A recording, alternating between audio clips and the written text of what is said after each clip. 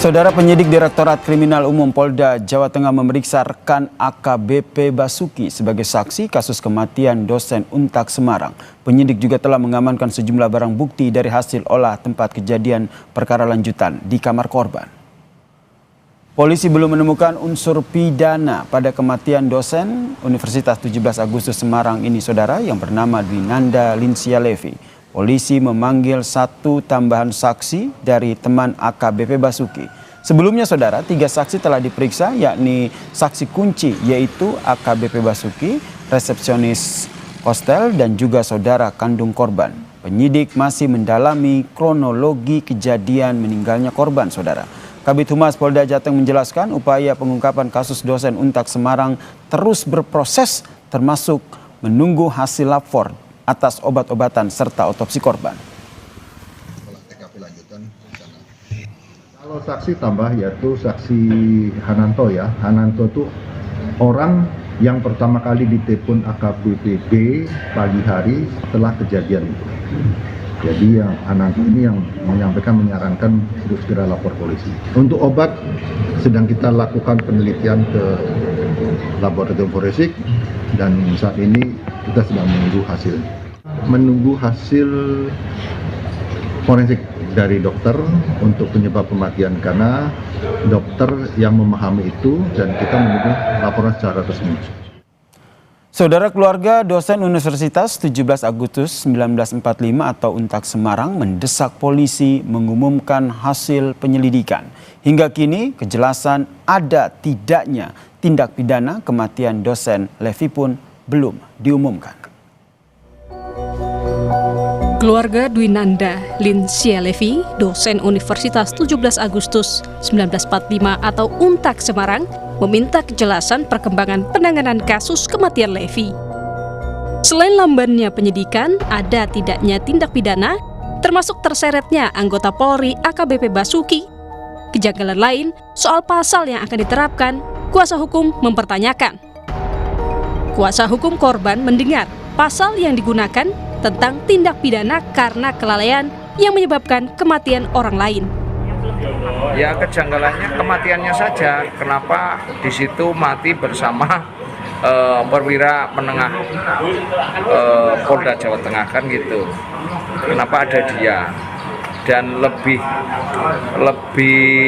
perlu ditanyakan lagi, ada pasal yang akan diterapkan oleh Polda Jawa Tengah, khususnya penyidik di Subdit 3, itu pasal 359, pasal yang isinya garis besarnya mengatakan bahwa karena kelalaian seorang membuat menjadikan orang itu meninggal dunia. Nah, lalainya karena apa? Polisi kini masih menganalisis bukti termasuk CCTV di hostel tempat ditemukannya jenazah korban. Polisi akan menjawab seluruh tudingan kejanggalan dalam gelar perkara. Dan saat ini peristiwa tersebut atau tangkapan layar tersebut sedang dianalisis oleh pihak Laboratorium Forensik Polda Jawa Tengah. Apa yang menjadi pertanyaan atau kerisauan pihak keluarga maupun publik nanti akan terjawab pada saat gelar perkara penyelidikan. Karena nanti pada saat gelar perkara, penyidik akan memaparkan temuan hasil penyelidikan dikaitkan dengan bukti-bukti yang ada di lapangan, dan tentunya di situ akan kita simpulkan apakah penyebab dari kematian almarhumah. Sementara itu, Kompolnas mengawasi penanganan dugaan pelanggaran etik dan mendorong penyelidikan peristiwa pidana dalam kematian dosen Levi.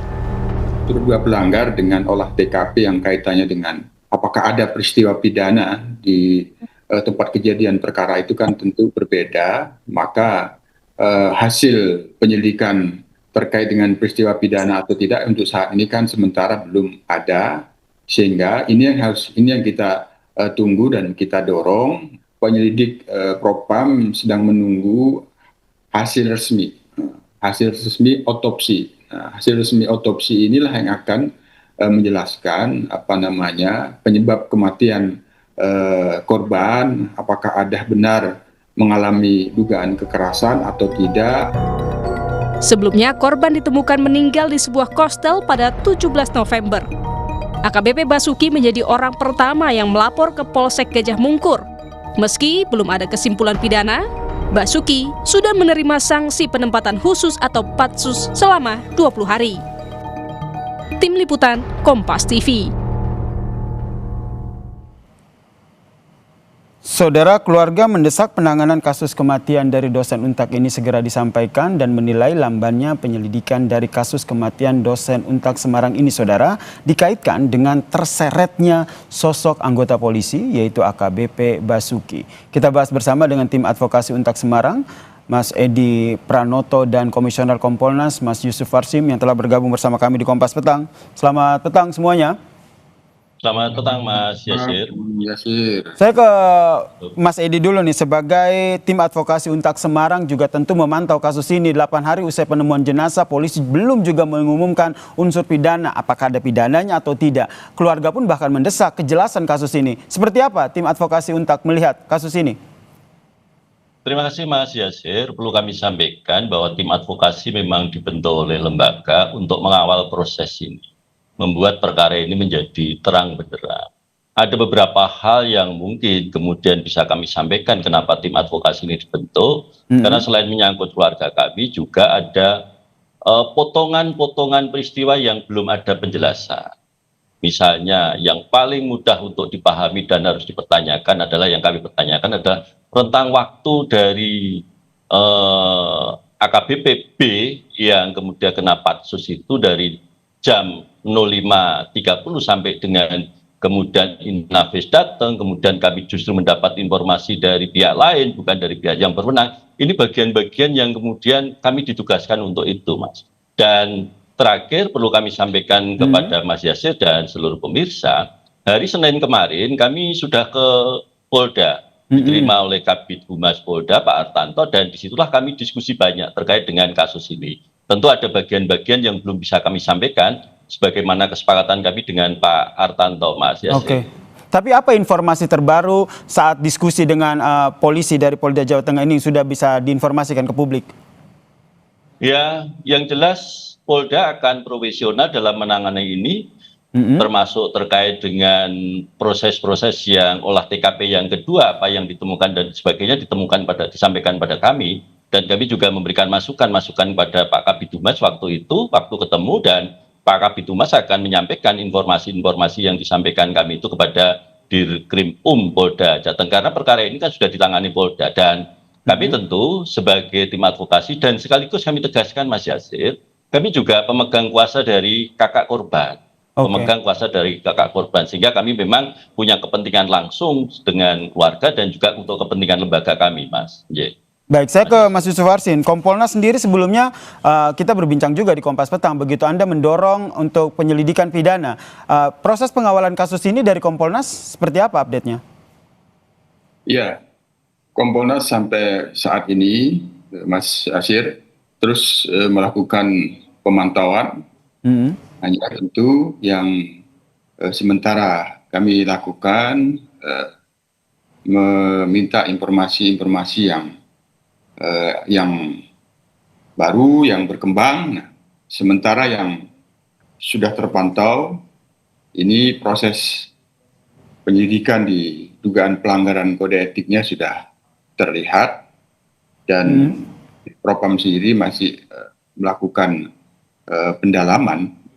Hanya dalam hal ini tentu Kompolnas sebagai pengawas kinerja kepolisian di dalam pengungkapan kasus meninggalnya almarhumah dosen Untak ini, yang paling pertama kan ini antara penyelidikan dugaan pelanggaran kode etik yang kita pantau status AKBP statusnya sudah terduga pelanggar.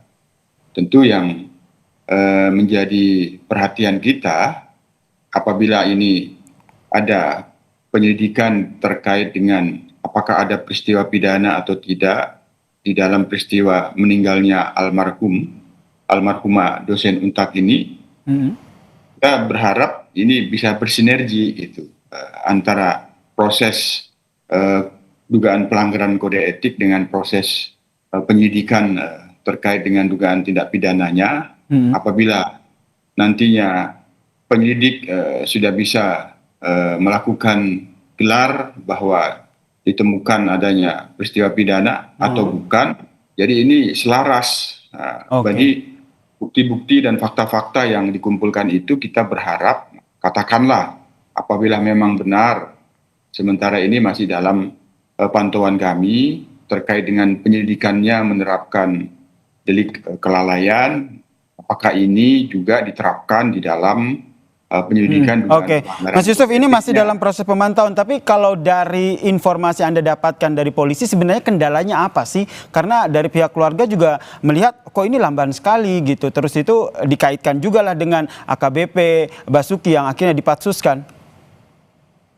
Ya, sejauh ini yang penyelidik sudah lakukan sebenarnya terus melakukan pengumpulan fakta-fakta, pendalaman, dan dalam hal ini kami sendiri mendorong bahwa penyelidikan ini memang satu sisi diperlukan efisiensi yang diharapkan oleh pihak korban, keluarga besar korban, ada keluarga korban sendiri, ada pihak Untak, kan pengennya juga pasti secepatnya gitu. Tapi tentu jangan sampai nanti menutup fakta-fakta yang belum tergali. Barangkali update informasi-informasi sementara apa yang sudah dikumpulkan, barangkali itu yang kita dorong untuk terus diupdate.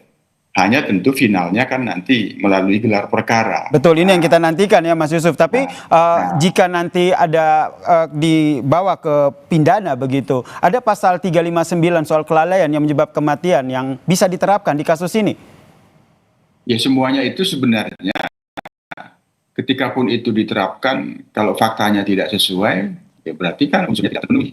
Bisa jadi ada fakta lain. Nah, fakta lain itu kan melalui keterangan saksi, melalui pemeriksaan forensik terkait dengan analisis digital forensik CCTV, terkait dengan hasil otopsinya, itu kan harus dibuat garis koherensi yang kuat, apakah memang unsurnya kelalaian atau ada yang lain atau bukan peristiwa pidana, termasuk apakah ada ringkasan rekaman medis almarhum. Intinya kronologi peristiwanya ini kan harus benar tergambarkan fakta-faktanya.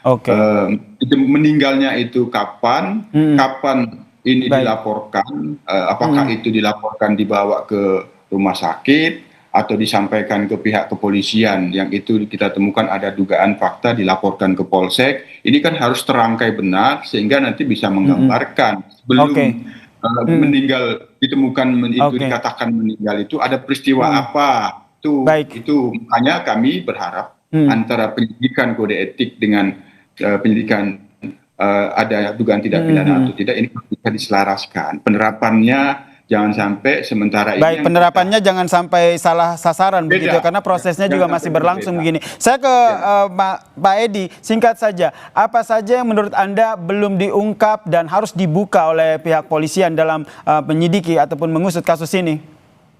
Ya, terima kasih Mas Yasir. Jadi memang banyak beberapa hal yang kemudian kemarin kita diskusi dengan Kadif Humas Polda Jateng, ada persoalan-persoalan teknis, misalnya persoalan CCTV, persoalan HP, persoalan laptop.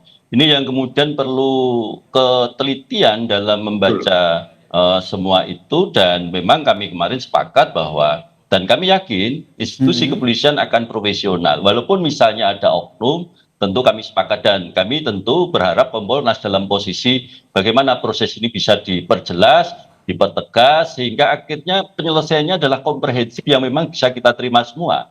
Kalau kemudian tadi yang ditanyakan kenapa lambat, ya saya memahami karena banyak faktor yang kemudian banyak pihak yang harus dilibatkan. Misalnya terkait dengan otopsi, siapa saja yang membaca dan sebagainya itu tentu akan melibatkan banyak pihak. Termasuk ketika digital forensik dan sebagainya, itu persoalan-persoalan teknis yang tentu harus kita pahami. Tapi satu sisi Mas Yasir, perlu kami sampaikan, ya ini musibah bagi kami, dan lembaga tentu sangat kehilangan beliau karena beliau adalah dosen profesional yang diseleksi dengan sangat selektif sekali. Baik, kita kawal bersama ya bagaimana pengusutan dari kasus kematian dari dosen Untak ini. Terima kasih tim advokasi